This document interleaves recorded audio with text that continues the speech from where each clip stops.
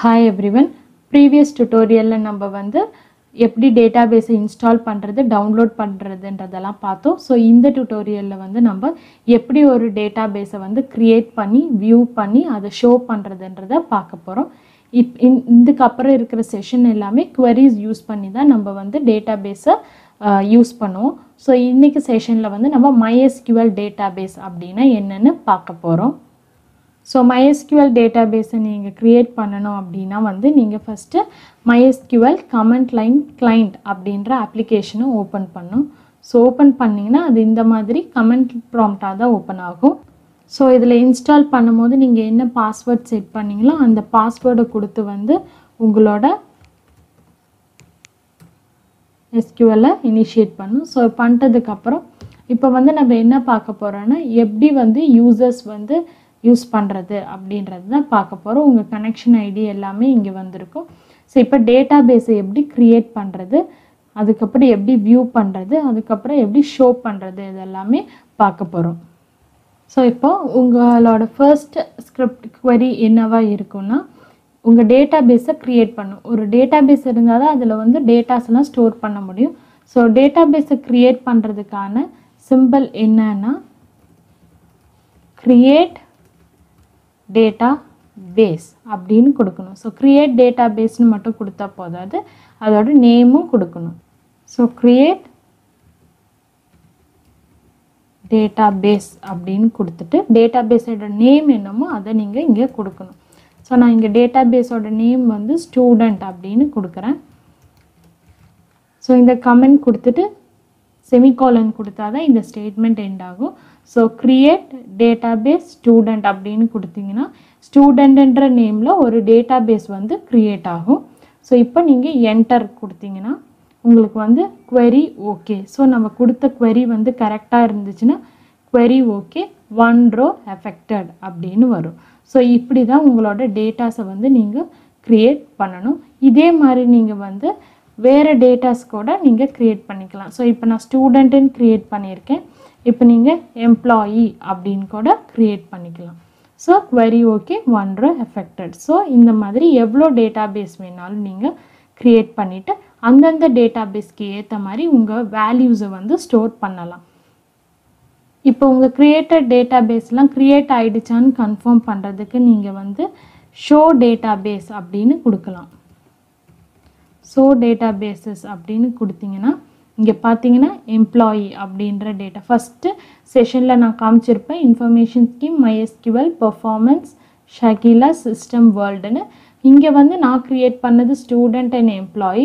So இங்க பாத்தீங்கன்னா employee அதுக்கு அப்புறம் ஸ்டூடண்ட் அப்படிங்கற டேட்டாபேஸ் கிரியேட் ஆயிருக்கு. நான் என்னதான் வந்து கேபிட்டல்ஸ் இந்த மாதிரி கொடுத்தாலும் இது வந்து எல்லாத்தையுமே வந்து லோவர் கேसेसல தான் எடுத்துக்கும். சோ இப்போ வந்து நம்ம டேட்டாபேஸ் வந்து நம்ம சர்வர்ல கிரியேட் ஆயிடுச்சு.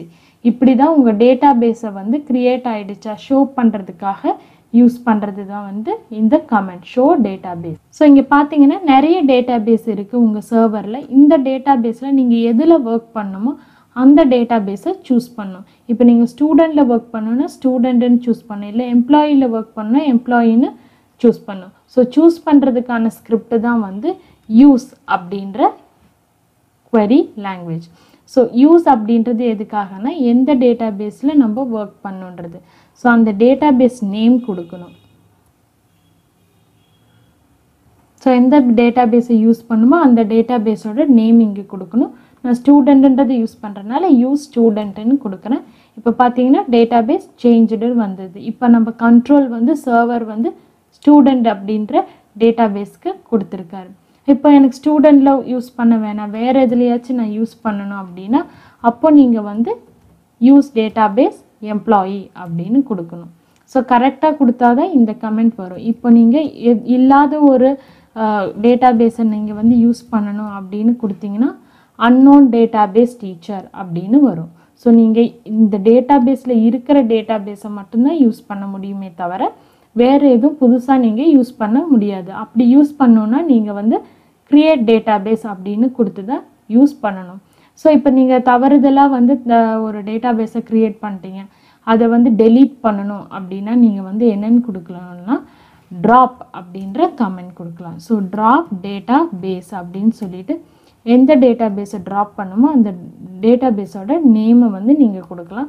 ஸோ இப்போ வந்து நான் வந்து எம்ப்ளாயி அப்படின்றத ட்ராப் பண்ணுன்றனால ட்ராப் டேட்டாபேஸ் எம்ப்ளாயி அப்படின்னு கொடுத்தா 0 row affected அப்படின்னு வந்துருச்சு. ஸோ இப்போ வந்து இந்த எம்ப்ளாயின்றது வந்து க்ரியேட் ஆனது வந்து டெலீட் ஆகிருக்கும். உங்களுக்கு தேவையில்லைன்னா எப்போ வேணாலும் உங்களோட டேட்டாபேஸை வந்து நீங்கள் ட்ராப் பண்ணிக்கலாம்.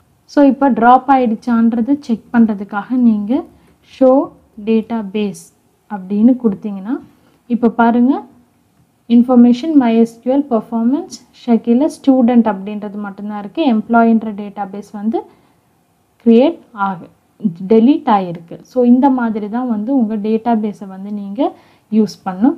ஸோ டேட்டாபேஸில் யூஸ் பண்ணுற கமெண்ட்ஸ் என்னென்னா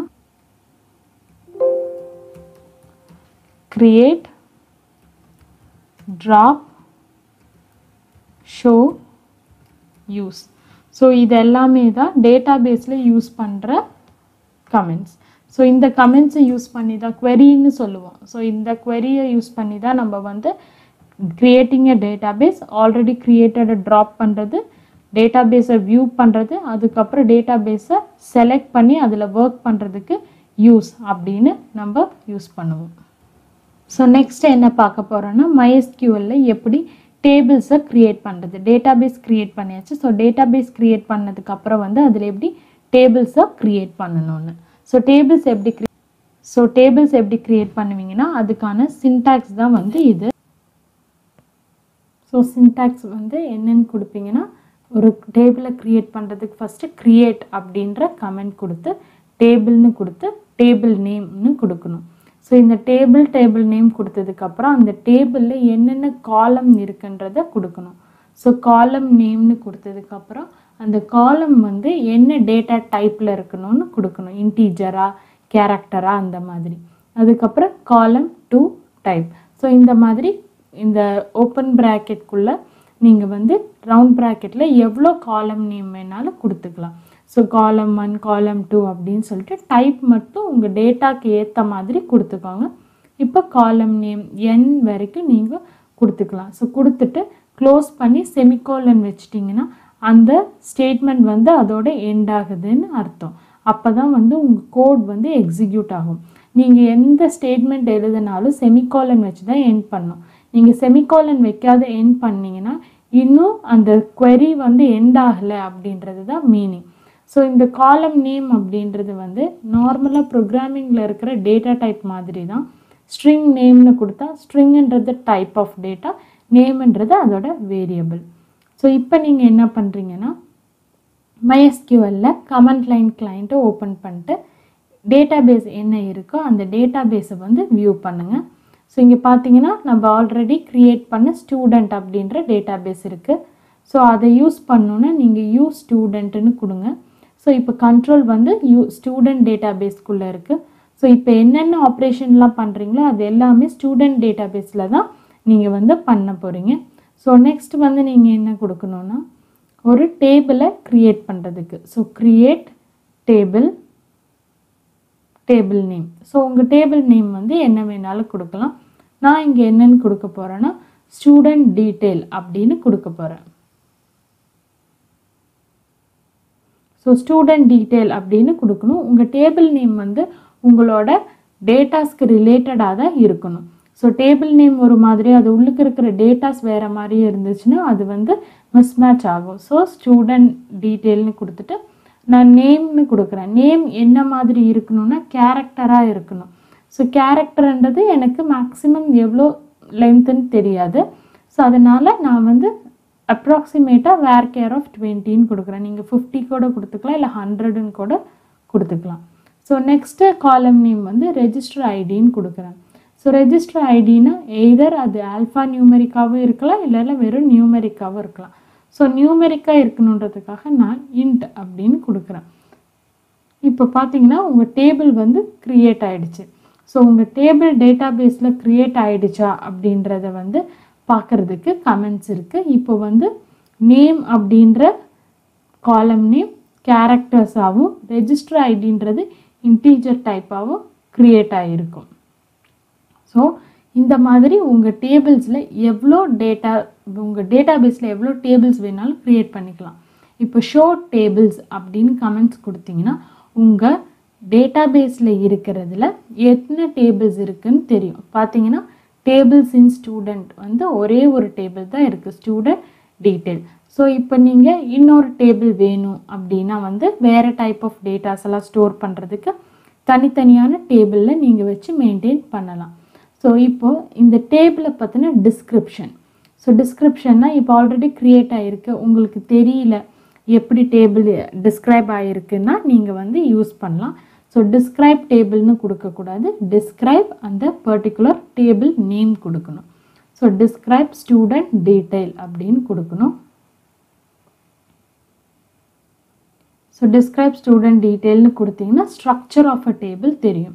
இப்போ பார்த்தீங்கன்னா ஃபீல்டு என்னென்ன க்ரியேட் பண்ணியிருக்கோன்னா நேம், ரெஜிஸ்டர் ஐடி, அதோட டைப் வேர்கேர் ஆஃப் 20, இன்டீஜர் வந்து ஆட்டோமேட்டிக்காக 11 எடுத்துக்குது, நான் எதுவுமே கொடுக்கல. நல் வேல்யூ எஸ், கீ எதுவும் செட் பண்ணல, டிஃபால்ட் நல், எக்ஸ்ட்ரா எதுவுமே நான் வந்து கொடுக்கல. ஸோ இதுதான் வந்து structure of the table. So டிஃபால்ட்டாக க்ரியேட் பண்ணும்போது இப்படி தான் அது க்ரியேட் ஆகிருக்கும். ஸோ இதே மாதிரி இந்த டேபிள்லேயே இன்னொரு டேபிள் க்ரியேட் பண்ணணும். ஸோ இந்த டேட்டாபேஸில் இன்னொரு டேபிள் க்ரியேட் பண்ணோன்னா க்ரியேட் டேபிள். ஸோ அந்த டேபிள் நேம் வந்து ஜஸ்ட் காலேஜ் டீட்டெயில் அப்படின்னு வைக்கிறேன். ஸோ ஒரே டேட்டாபேஸில் உங்களுக்கு எவ்வளோ டேபிள்ஸ் வேணாலும் வச்சுக்கலாம். அந்த டேபிள்ஸ்குள்ளே நீங்கள் எவ்வளோ காலம்ஸ் வேணாலும் க்ரியேட் பண்ணி யூஸ் பண்ணிக்கலாம்.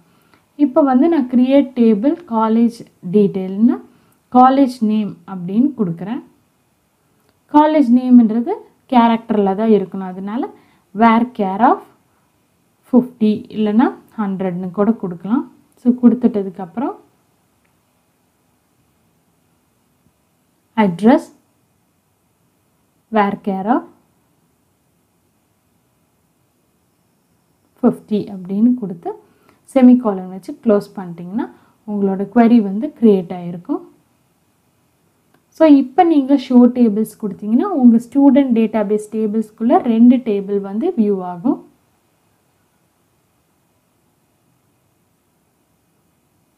ஸோ காலேஜ் டீட்டெயிலும் ஸ்டூடெண்ட் டீட்டெயில். ஸோ கடைசியாக க்ரியேட் ஆனது தான் வந்து ஃபர்ஸ்ட்டாக உங்களுக்கு வியூ ஆகும். அந்த ஆர்டரில் தான் வந்து உங்களோட டேபிள் அண்ட் ஸ்டூடெண்ட் வியூ ஆகும்.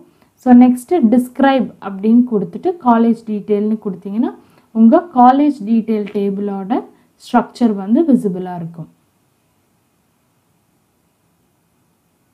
பார்த்தீங்கன்னா காலம் வேர்கேர் எஸ், நல் வேல்யூ அக்செப்ட் பண்ணுது, அட்ரஸ் வேர்கேர் ஆஃப் 50.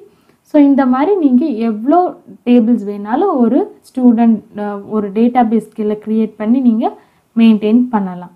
ஸோ இந்த மாதிரி தான் வந்து உங்களோட க்ரியேட் டேபிள் ஆப்ரேஷன்ஸை வந்து நீங்கள் உங்கள் டேட்டாபேஸில் வந்து யூஸ் பண்ணுவீங்க. ஸோ இப்போ பார்த்தீங்கன்னா நான் வந்து ஷோ டேட்டாபேஸ்ன்னு கொடுக்க போகிறேன். ஸோ ஷோ டேட்டாபேஸ்னு கொடுத்தா என்னென்ன டேட்டாபேஸ் இருக்குதுன்னு பாருங்கள். ஸோ இதில் வந்து ஷக்கிலா, சிஸ், வேர்ல்ட் இதெல்லாம் வந்து சாம்பிள் டேட்டாபேஸ், நம்ம MySQL இன்ஸ்டால் பண்ணும் போதே இருந்த டேட்டாபேஸ். ஸோ அதில் என்ன இருக்குதுன்னு பார்க்கணுன்னா யூஸ் வேர்ல்ட் அப்படின்னு கொடுத்து உங்கள் டேட்டாபேஸை வந்து ஸ்டூடெண்ட் டேட்டாபேஸில் இருந்து நீங்கள் வந்து வேர்ல்ட் அப்படின்ற டேட்டாபேஸ்க்கு சேஞ்ச் பண்ணிட்டு ஷோ டேபிள்ஸ்னு கொடுத்தீங்கன்னா பாருங்கள் சிட்டி, கண்ட்ரி, லாங்குவேஜ் இதெல்லாம் இருக்குது. ஸோ அதனை பற்றின டீட்டெயில்ஸ் தெரியணுன்னா நீங்கள் டிஸ்கிரைப் அப்படின்னு சொல்லிவிட்டு கண்ட்ரி அப்படின்னு கொடுத்தீங்கன்னா அந்த டேபிளில் வந்து பார்த்தீங்கன்னா உங்களுக்கு அந்த கண்ட்ரியில் என்னென்ன டீட்டெயில்ஸ் எல்லாம் கொடுத்துருக்காங்கன்னு தெரியும். Code, name, continent, region, surface area, independent year, population, life expectancy. So இது எல்லாமே வந்து அந்த டேபிள்ஸில் ஃபீல்டாக இருக்குது. ஸோ இது வந்து டிஃபால்ட்டாக MySQL இன்ஸ்டால் பண்ணும் போதே இருந்த டேட்டாபேஸ். ஸோ இதை நீங்கள் இன்ஸ்டால் பண்ணும் போது அது கேட்டிருக்கும் சாம்பிள்ஸ் அண்ட் எக்ஸ்டென்ஷன் இன்ஸ்டால் பண்ணமான்னு, எஸ்ன்னு கொடுத்தனால தான் இது வந்திருக்கு. ஸோ இந்த மாதிரி தான் நீங்கள் ஆல்ரெடி எப்போ வேணாலும் க்ரியேட் பண்ண டேட்டாஸை வந்து நீங்கள் டெலீட் பண்ணாத வச்சுருந்தீங்கன்னா அது நீங்கள் எந்த டேட்டாபேஸ் ஒர்க் ஸ்பேஸில் வந்து க்ரியேட் பண்ணிங்கன்னா அந்த இடத்துல அது வந்து இருக்கும். ஸோ அடுத்த டுட்டோரியலில் வந்து நம்ம என்ன பார்க்கலான்னா ஒரு டேபிளில் வந்து எப்படி ஆப்ரேஷன்ஸ் எல்லாம் பண்ணலாம். ஸோ டிஃப்ரெண்ட் கமெண்ட்ஸ் யூஸ் பண்ணி ஒரு டேபிளில் ஆட், மாடிஃபை, ரீநேம் இந்த மாதிரி ஆப்ரேஷன்லாம் எப்படி பண்ணலான்னு பார்க்கலாம்.